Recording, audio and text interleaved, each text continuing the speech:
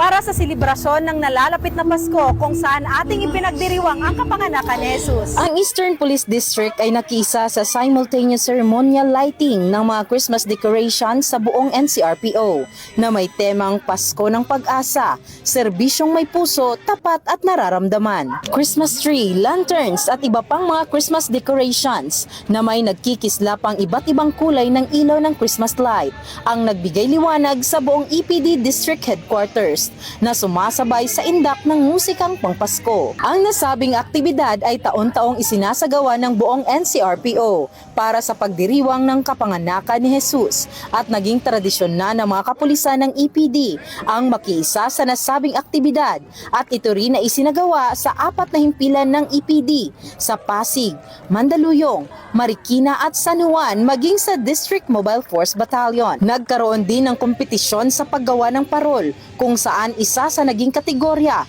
ay ang paggamit ng mga recycled materials. Ito ay simbolo sa pakikiisa ng isang pambansang pulisya sa pagdiriwang ng kapanganakan ng ating Panginoong Jesucristo.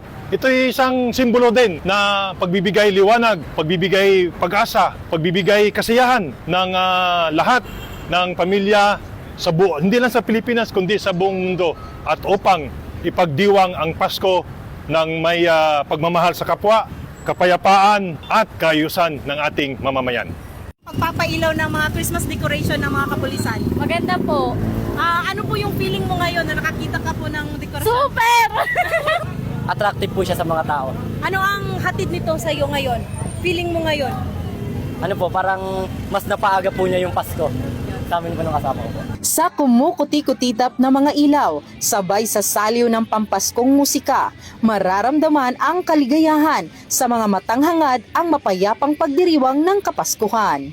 Hangad ng Eastern Police District ang masayang Pasko ng ating mga kababayan. Ako po ang yung Police News Network Correspondent, Patrolwoman Jenny Midalor, alagad ng batas, tagataguyod ng Balitang Pulis.